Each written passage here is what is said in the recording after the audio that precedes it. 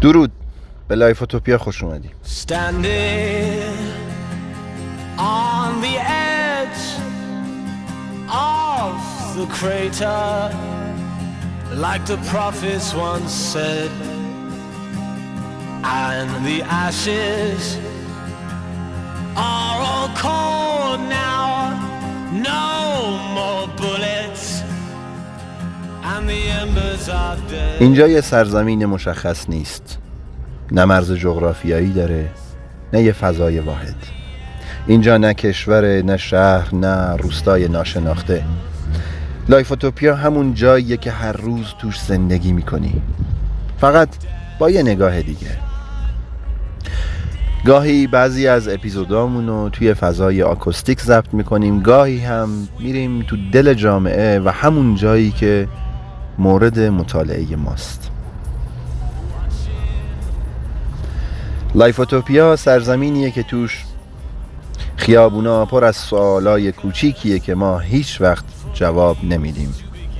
کتابخونه هاش پر از صدای فیلسوفا و جامعه شناسایین که هنوزم دارن بحث میکنن و توی کافه هاش آدمایی نشستن که دارن درباره عجیب ترین چیزای روزمره حرف میزنن. مثل اینکه حالا چرا عجله میکنیم؟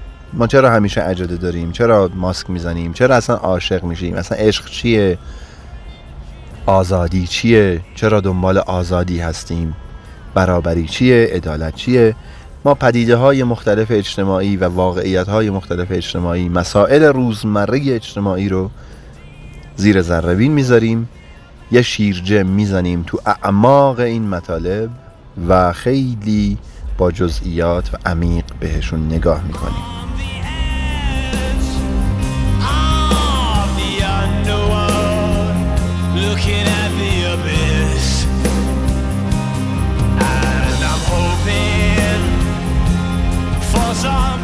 تو وقتی وارد لایفوتوپیا میشی دیگه صرفاً تماشاچی زندگی نیستی، صرفاً یک کنشگر منفعل نیستی.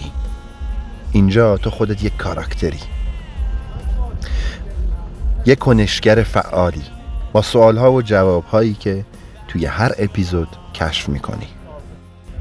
این پادکست یه جورایی سفر به همین سرزمین لایفوتوپیا است.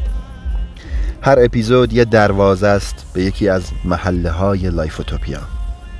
ما با هم میریم تو دل موضوعات روزمره، اما از پنجره جامعه شناسی، فلسفه، اسطوره شناسی، تاریخ و عمیق بهش نگاه میکنیم. و برای اینکه سفرمون خشک و خسته کننده نشه، با قصه، فیلم، رمان و حتی گاهی میم های وایرال جلو میریم. هدف این سفر این نیست که بهت درس بدم یا حالا تو رو تغییر بدم.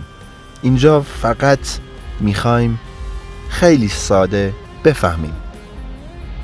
بفهمیم چرا جهان این شکلیه، چرا ما داریم اینطوری زندگی میکنیم و شاید همین فهمیدن باعث بشه یکم سبکتر، یک کوچولو عمیق‌تر و آگاهانه تر زندگی کنیم. از اپیزود اولین شیرجمون رو به این سرزمین میزنیم. ما جهان رو نمیسازیم، اما میتونیم بفهمیمش. تا شیرجه اول زندگی رو جدی نگیر و بدرود.